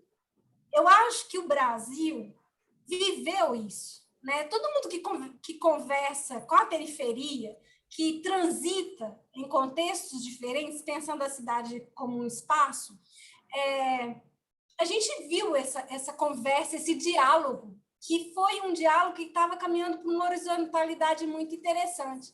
Eu acho que isso também estava acontecendo lá em 1960, né? Eu acho que a gente sempre, quando está prestes a ter, de fato, uma relação mais dialógica, vem alguma coisa para romper isso, né? Existe uma classe ainda muito arcaica, né? Uma classe arcaica nesse poder, nosso poder. Mas, para concluir, a gente não pode perder de vista que, recentemente, esse diálogo estava acontecendo, né? Essa relação dialógica entre esses diferentes espaços, com todo mundo conversando horizontalmente. Eu acho que houve muito isso, né? A gente viveu isso. E agora, a nossa preocupação, o que eu penso do jeito que está agora, daqui 10 anos, aí sim, o sujeito da periferia, né, que não tem acesso aos bens e serviços que são ofertados nos centros urbanos, né, porque eles estão na periferia urbana, aí sim, daqui 10 anos, esses sujeitos vão correr mais o risco de não ter mesmo acesso e não ter perspectiva, né, não sei se você me entende, Aristóteles. Eu estou pensando aqui no lugar de fala, né? A gente fica falando assim, de como se agora os meninos são assim, não, até há pouco tempo a conversa estava muito interessante, né? Estava tendo um trânsito entre asfalto e comunidade, estava uma troca cultural muito interessante, só que isso foi rompido, né? A gente está voltando a uma tradição de novo. Então, é nesse sentido assim, que eu penso que a gente já está sofrendo com o que vai acontecer, de fato, daqui 10 anos, se a coisa continuar do jeito que está. Você entende qual que é a fala? Sim, é terrível, né? E a gente conquistou tanta coisa, né? A gente não pode perder de vista o que a gente viveu também, que foi muito interessante, né? Sim. Agora, você estava falando do lugar de fala, e eu queria dizer o seguinte. Eu me lembrei de um curso que eu lecionei, em que a turma leu simultaneamente o Educação e Atualidade Brasileira, do Paulo Freire, de 59, mais o Quarto de Despejo, da Carolina Maria de Jesus, de 1960. Né? E aí é um exercício muito interessante perceber que, mesmo esse Paulo Freire que reclama, né, do nosso passado autoritário, ele não inclui, entende, algumas vozes. Eu acho que a gente precisa ter tranquilidade para compreender isso. E aí, então, se agora desejamos ser freirianos, isso significa que o Paulo Freire não pode ser absoluto. Né? A gente precisa incluir outras vozes, né? Porque o Paulo Freire ele não pode falar por todas as pessoas. Isso é idealismo, né? E é silenciar, o que é muito pior. Né? Então, é preciso levar em conta essas vozes que, historicamente, foram silenciadas. Então, pensar qualquer currículo agora é incluir essas vozes, né? Que, por exemplo, elas podem não fazer tanta falta para as classes médias, né? Mas para a identidade desses jovens, né, nas periferias, isso é muito importante, né? Porque só assim eles podem se constituir como pessoas. Essa é a questão. É claro que eu estou falando de uma forma um pouco esquemática, talvez, né? E certamente vai ter uma população que está aí nessa complexidade que é o trânsito entre classe média, as periferias. Ok. Mas, pensando os extremos, né? Pensa assim nessas escolas, né? Que são aquelas que têm os melhores resultados no Enem, né? O rigor delas, né? Essa não é a demanda das classes populares. Isso eu posso falar, pelo menos com a minha tranquilidade, né? Porque sei que o currículo para essas pessoas é necessário conteúdos que não fazem parte dessa outra escola entendida como escola de qualidade, né? Eu arrisco dizer que a escola de qualidade não nos interessa. Ela é boa para esse segmento que já tem a sua vida organizada, né? Para isso, né? Então, o currículo ele só pode ser um currículo atendendo às demandas, né, dessas diferentes populações. Aí eu acho que o Paulo Freire ele não pode tudo, né? E ainda bem, né? Porque isso nos dá também a oportunidade da criação, né? das alianças, né? Das trajetórias de todo mundo, né? Na verdade, né? A inclusão, então, de outros atores, né? Eu acho que isso é muito importante, né? Por exemplo, esse livro do Paulo Freire, o professor Assinti Anão, né? Olha, é um livro que hoje quem ousaria escrever, entendeu? Porque é uma voz masculina, entendeu? Dizendo como é que as professoras devem ou não ser chamadas. Eu acho que isso hoje não tem cabimento, entende? Então a gente tem que ter tranquilidade para compreender isso, né? Que o Paulo Freire também cometeu, né, seus deslizes, né, seus equívocos, né? Então, isso abre para tantas outras pesquisas, né? Muitas outras aventuras pedagógicas, né? Então, eu acho que o Gadotti fala isso, né, sempre, né? Ser freiriano hoje é reinventar o Paulo Freire, né? Eu acho que ele continua válido nesse sentido. Ele nos apresenta ainda muita coisa que, no alcance do nosso tempo, ele ainda tem muita relevância. Eu acho que sim, mas não sozinho, né? Nós precisamos chamar. Hoje nós estamos mais atentos. Precisamos chamar outras vozes, né? As vozes indígenas, né? Enfim, tem que repercutir de uma outra maneira. Paulo Freire sozinho não suporta a complexidade. O Brasil é complicado demais, entendeu? Então, a gente não pode colocar o Paulo Freire também num lugar absoluto, né? É um lugar importante, né? Mas vamos juntar a ele outras vozes. Eu acho que é assim que somos freirianos, né? As vozes das tias professoras, porque quem é professora sabe que não ser chamada de tia é uma impossibilidade hoje. Não, mas eu acho que isso também é muito freiriano, a abertura para outros diálogos, né? A relação dialógica é compreender essas diferenças também e trazer para a conversa, né? Isso é porque eu acho que ele é muito clássico, assim, né? Acho que o Freire já é um clássico, ele vai ser sempre repensado, rediscutido, reinventado em cada momento histórico, mas é porque ele toca pontos que realmente assim, eu não diria, é universal mesmo, é uma questão assim do humano, né? Então... Aliás, usando um tema do segundo capítulo, né, a segunda parte do livro, né, o Paulo Freire, ele mesmo é um inacabado. É incrível. Então, eu acho que isso Mas que bom, porque, de fato, as outras vozes elas estão chegando, e eu penso muito nisso mesmo, quando você fala. Aliás, a maneira como o curso tem acontecido, eu acho que a gente pratica essa experiência, porque se fosse seguir rigorosamente, eu até coloco aqui, né, os pontos, mas nós entramos na conversa e a coisa segue, entendeu? Ai, me agrada eu não vou usar de, não, vamos voltar aqui para os pontos que eu tenho que terminar, eu tenho que falar um pouquinho de cada ponto. Eu não acredito nisso, entendeu? Eu acho que nós chegamos, não é linear, entendeu? Chegando aos lugares e não vamos chegar a todos os lugares, então são outros cursos, outros encontros que vão permitir novas conversas, né? Eu acredito nessa experiência mais livre, né? Aí eu acho que o Rubem Alves é fantástico, né? Eu estou gostando muito dessa ideia da leitura do mundo do ponto de vista do Krenak, né? Ter outra experiência assim que eu acho que a gente também precisa aprender muito. E isso é muito bom, eu acho. Sim. Com licença, deixa eu dar minha contribuição. Claro. Desculpa, já que hoje ninguém está levantando a mãozinha.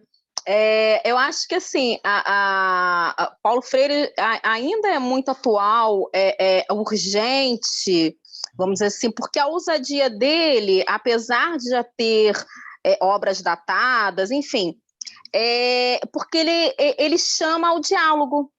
Ele chama a gente a pôr as tensões, sejam elas verticais, horizontais, como acontecem, na mesa, né? Elas se fazem urgentes, né? Então, eu acho que ele é um excelente ponto de partida. E por ele estar sendo, né? Por ele não ser ou não ter sido, né? Ele ainda se abre, eu acho que é um ponto de partida para a gente abrir esse diálogo e trazer novas falas, inclusive atores que há algum tempo atrás a gente não consideraria, né? Como o Krenak, né? A voz indígena e tantas outras, né? Falas negras, falas femininas, falas LGBTQIA+, enfim, hoje em dia a gente considera outros pontos, outras vozes que acredito eu que há algumas décadas, há uma década pelo menos, a gente não proporia, não teríamos essa ousadia. Então, Paulo Freire, nesse ponto, ele é realmente democrático. Ele convida a todos a sentar nesse círculo de cultura. Isso é muito rico, é uma oportunidade, assim, bela. Principalmente vamos dizer, como estamos falando, né, vamos dizer assim, do nosso momento histórico, né? É necessário, sim, momentos de polarização, momentos de extremismos, é necessário abrir um círculo de cultura, né? Chamar vozes para pensar essa educação que está cada vez mais plural, apesar da tentativa de controle, né? De um só ponto de vista da sociedade, né? De um ponto de vista político, né, tentar se sobressair aos outros, se sobrepor, mas é nesse momento que há mais provocação para a gente ser mais dialógico, né, se abrir mais a outras falas, a outras vozes, inclusive as contrárias ao nosso pensamento, enfim, né, confrontar aí os nossos preconceitos também que nós temos, né, as nossas incongruências, né?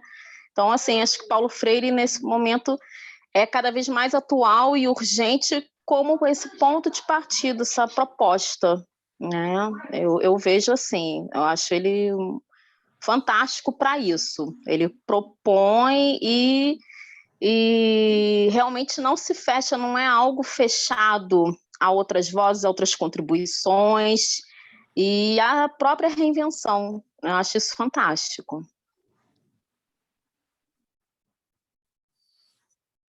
Tem uma coisa que o Walter Cohen, que é um autor que eu recomendo muito, é um professor da UERJ, filósofo, né? Ele tem publicado algumas coisas sobre o Paulo Freire. Walter Cohen.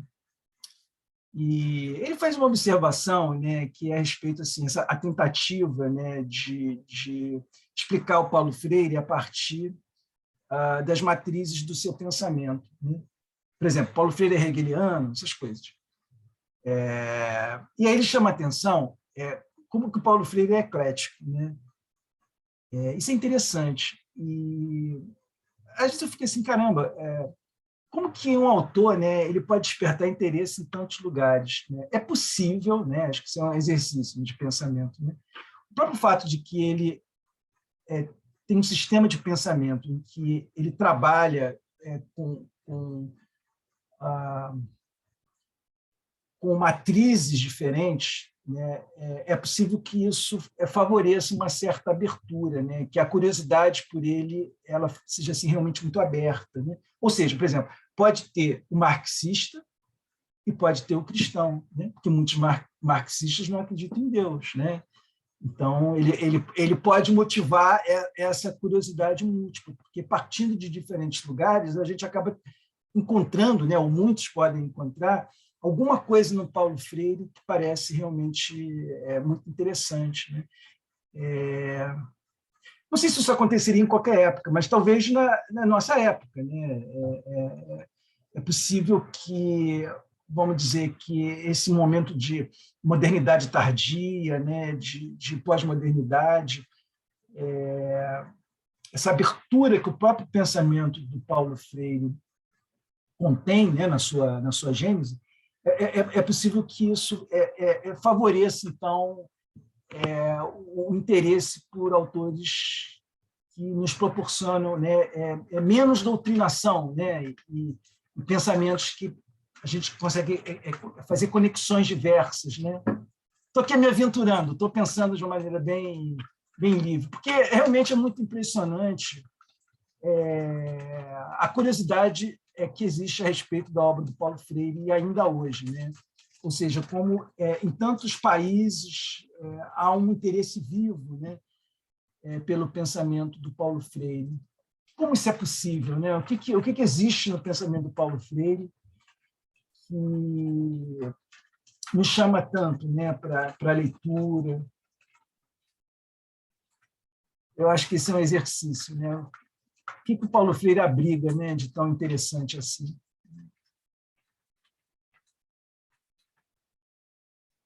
Mesmo a gente tendo outras abriga muito, né, Berino? Se não fosse isso, ele não estava sendo proibido, né? Sim,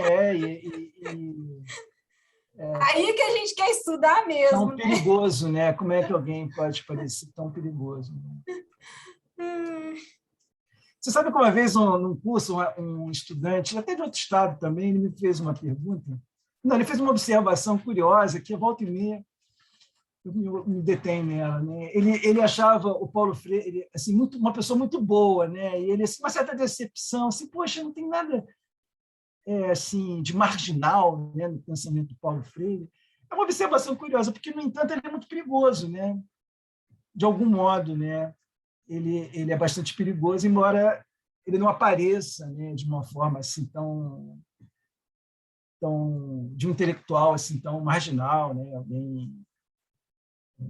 Ai, Berino, ele é de uma geração incrível, né? De uma geração assim que queria ver esse país de outro jeito, né? Não é à toa que foi todo mundo exilado. Nossa, que geração incrível essa geração de 30.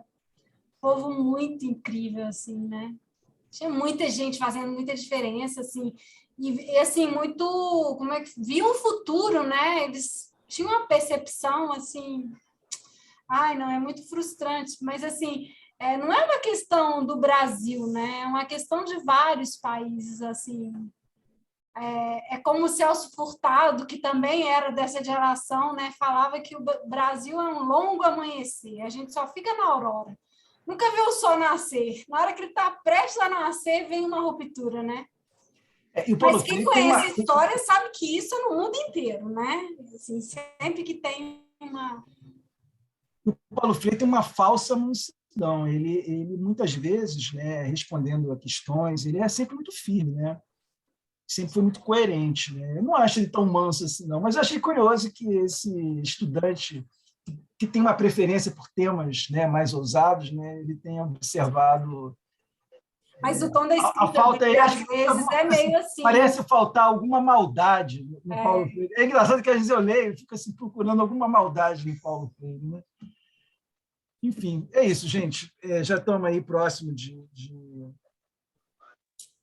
20 horas, né? Faltam 5 minutos. Alguém gostaria de dizer alguma coisa ainda? Né? Acho que tem 5 minutos, dá para alguém fazer aí uma... Aristóteles, eu queria falar. Sim. Quando você falou, por exemplo, que... Para mim não aparece quem está falando. Qual é o nome? Não aparece? Vivi Germano. Tá bom. Então, eu achei curioso quando você falou que ele é perigoso, né? Perigoso. Perigoso para quem, né? Perigoso sobre que perspectiva, né? Porque era a pessoa que buscava a verdade, o contexto, o pensamento crítico, né? Então, assim, é perigoso para os ditadores, é perigoso para quem não quer que você pense, é perigoso para quem não quer que você progrida, né? Na realidade, é a verdade, é manso, é né? Respeita o seu contexto, a sua história, sabe? Então, assim, provavelmente, para o governo de hoje, é perigoso, né? Para a realidade, para o mundo, para a vida, para o progresso das pessoas, é extremamente verdadeiro, né? Era isso. Sim, sim. É engraçado que, às vezes, temos mais certeza a respeito dos autores que são importantes através dos nossos, vamos dizer, dos nossos adversários, né? Do que até dos aliados, né? O Paulo Freire não é um autor assim tão, vamos dizer, de interesse tão garantido na universidade, não. Né?